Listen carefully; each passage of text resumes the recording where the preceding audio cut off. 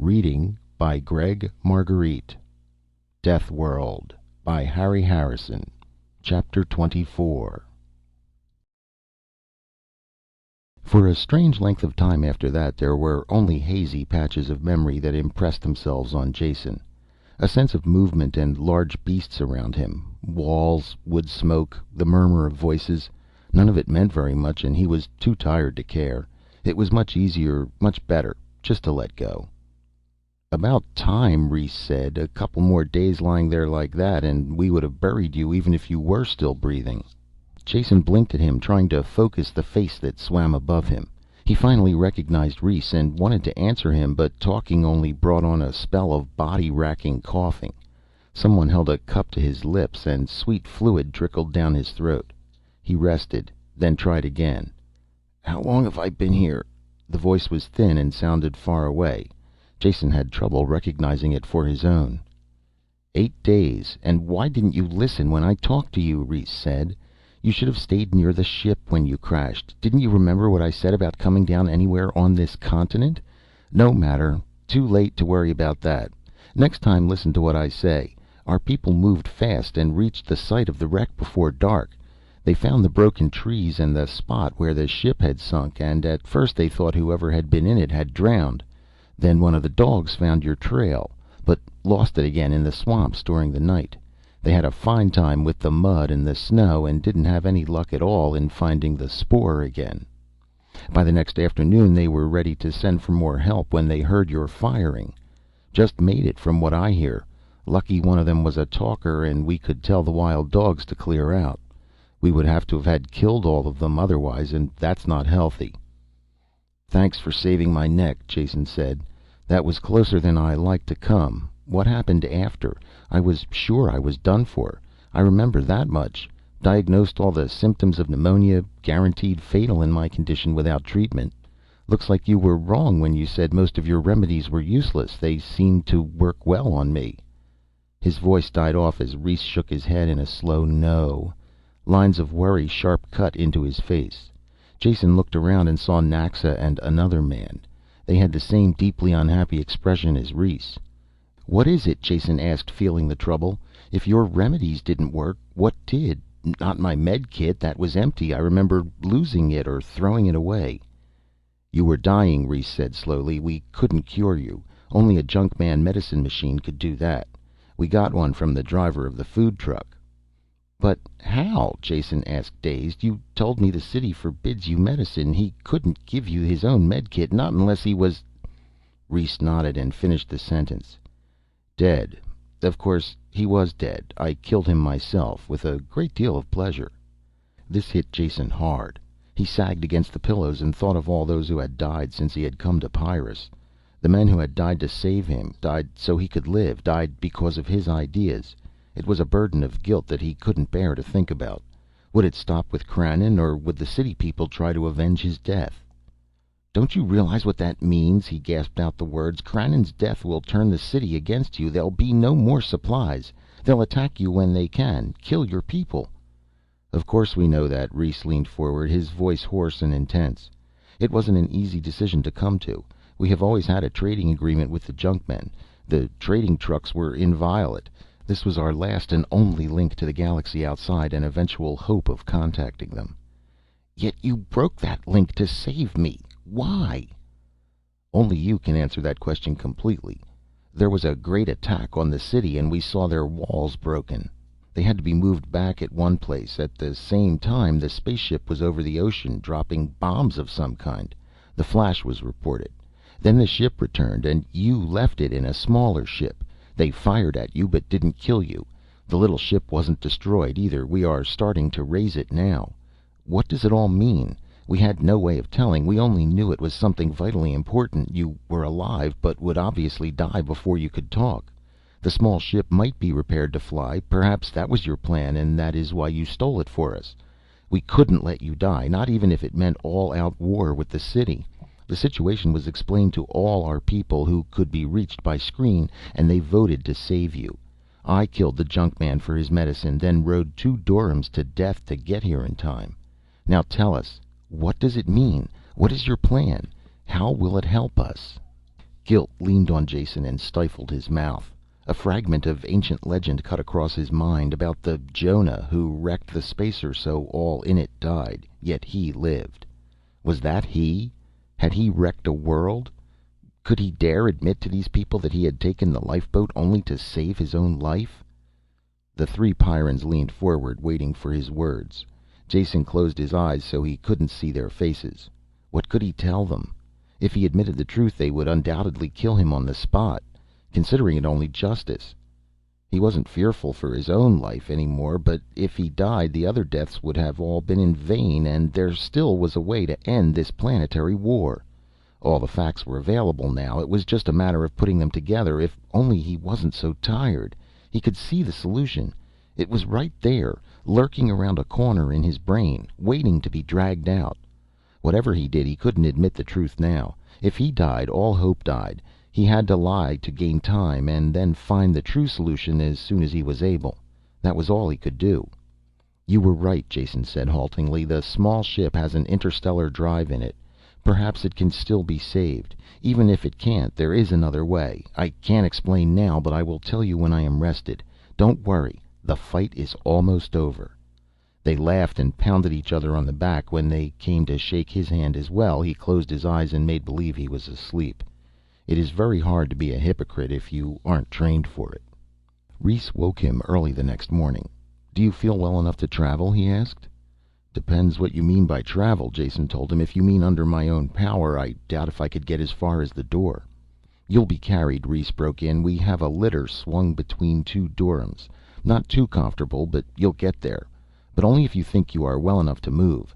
We called all the people within riding distance, and they are beginning to gather. By this afternoon we will have enough men in dorms to pull the ship out of the swamp." "I'll come," Jason said, pushing himself to a sitting position. The effort exhausted him, bringing a wave of nausea. Only by leaning his full weight against the wall could he keep from falling back. He sat propped there until he heard shouts and the stamping of heavy feet outside, and they came to carry him out. The trip drained away his small store of energy, and he fell into an exhausted sleep.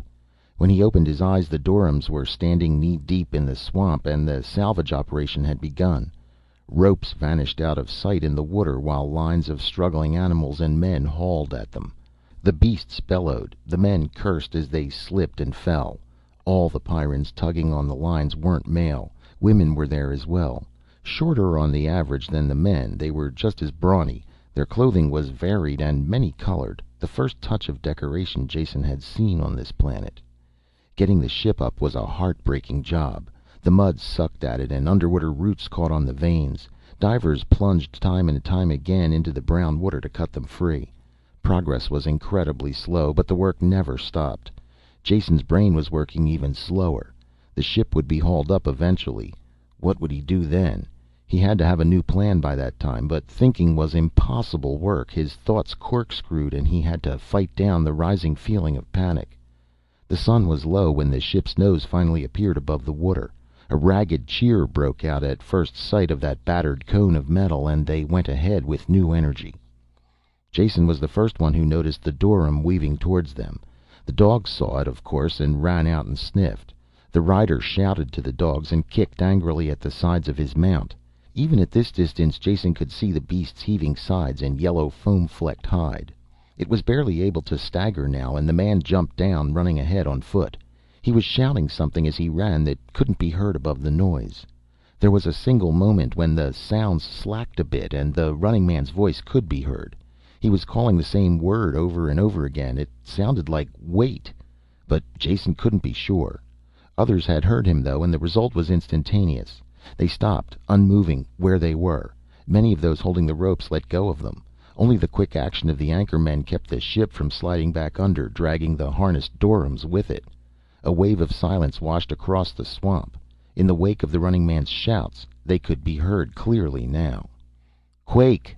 Quake on the way! South! Only safe way is south!" One by one the ropes dropped back into the water, and the Pyrrans turned to wade to solid land. Before they were well started, Rhys's voice cracked out. "Stay at work! Get the ship up! It's our only hope now! I'll talk to Hananis, find out how much time we have." These solitary people were unused to orders. They stopped and milled about. reason fighting with the urgent desire to run. One by one they stepped back to the ropes as they worked out the sense of Reese's words. As soon as it was clear the work would continue, he turned away. "What is it? What's happening?" Jason called to him as he ran by. "It's Hananas," Reese said, stopping by the litter, waiting for the newcomer to reach him. "He's a quake man. They know when quakes are coming, before they happen." Hananas ran up, panting and tired. He was a short man, built like a barrel on stubby legs, a great white beard covering his neck and the top of his chest. Another time Jason might have laughed at his incongruous waddle, but not now. There was a charged difference in the air since the little man had arrived. "Why didn't you have somebody near a plate? I called all over this area without an answer. Finally had to come myself." "How much time do we have?" Reese cut in. "We have to get that ship up before we pull out." "Time? Who knows about time?" the graybeard cursed. "Get out or you're dead." "Calm down, Han," Reese said in a quieter voice, taking the oldster's arms in both hands. "You know what we're doing here and how much depends on getting the ship up. Now how does it feel? This going to be a fast one or a slow one?" "Fast. Faster than anything I felt in a long time. She's starting far away, though. If you had a plate here, I bet Mach or someone else up near the Firelands would be reporting new eruptions. It's on the way, and if we don't get out soon, we're not getting out at all." There was a burble of water as the ship was hauled out a bit farther. No one talked now, and there was a fierce urgency in the movements. Jason still wasn't sure exactly what had happened. "Don't shoot me for a foreigner," he said, "but just what is wrong? Are you expecting earthquakes here? Are you sure?" "Sure?" Hananas screeched. "Of course I'm sure. If I wasn't sure I wouldn't be a quake man. It's on the way." "There's no doubt of that," Reese added. "I don't know how you can tell on your planet when quakes or volcanisms are going to start. Machines, maybe. We have nothing like that, but quake men like Hananas here always know about them before they happen. If the word can be passed fast enough, we get away. The quake is coming, all right. The only thing in doubt now is how much time we have." The work went on, and there was a good chance they would die long before it was finished. All for nothing. The only way Jason could get them to stop would be to admit the ship was useless. He would be killed then, and the grubber chances would die with him. He chewed his lip as the sun set and the work continued by torchlight. Hananas paced around, grumbling under his breath, halting only to glance at the northern horizon. The people felt his restlessness and transmitted it to their animals. Dogfights broke out, and the dorums pulled reluctantly at their harnesses.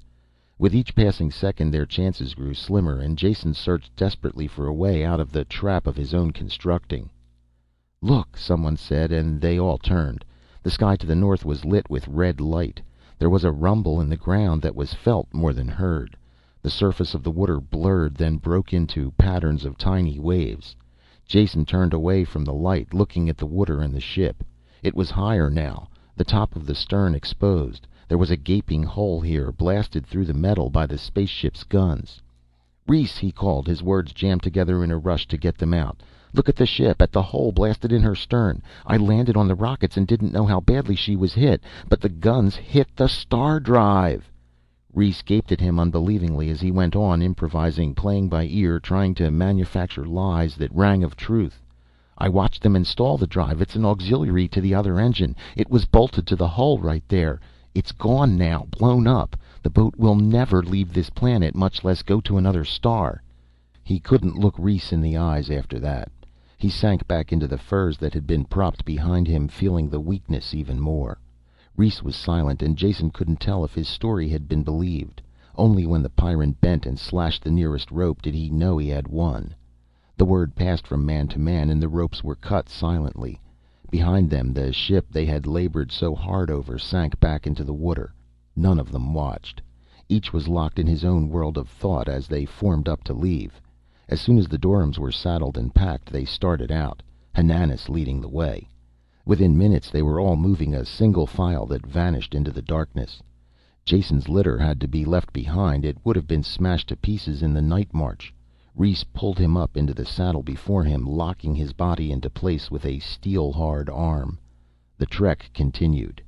When they left the swamp, they changed directions sharply. A little later Jason knew why, when the southern sky exploded. Flames lit the scene brightly, ashes sifted down, and hot lumps of rock crashed into the trees. They steamed when they hit, and if it hadn't been for the earlier rain they would have been faced with a forest fire as well. Something large loomed up next to the line of march, and when they crossed an open space Jason looked at it in the reflected light from the sky. "Reese," he choked, pointing. Reese looked at the great beast moving next to them, shaggy body and twisted horns as high as their shoulders, then looked away. He wasn't frightened or apparently interested. Jason looked around then and began to understand. All of the fleeing animals made no sound. That's why he hadn't noticed them before. But on both sides dark forms ran between the trees. Some he recognized, most of them he didn't. For a few minutes a pack of wild dogs ran near them, even mingling with the domesticated dogs. No notice was taken. Flying things flapped overhead. Under the great threat of the volcanoes all other battles were forgotten. Life respected life. A herd of fat pig-like beasts with curling tusks blundered through the line. The Durhams slowed, picking their steps carefully so that they wouldn't step on them. Smaller animals sometimes clung to the backs of bigger ones, riding untouched a while before they leaped off. Pounded mercilessly by the saddle, Jason fell wearily into a light sleep. It was shot through with dreams of the rushing animals hurrying on forever in silence. With his eyes open or shut he saw the same endless stream of beasts. It all meant something, and he frowned as he tried to think what. Animals running. Pyrran animals. He sat bolt upright suddenly, wide awake, staring down in comprehension. "What is it?" Reese asked. "Go on," Jason said. "Get us out of this and get us out safely. I told you the lifeboat wasn't the only answer. I know how your people can get what they want. End the war now. There is a way. And I know how it can be done." End of Chapter 24 of Deathworld by Harry Harrison.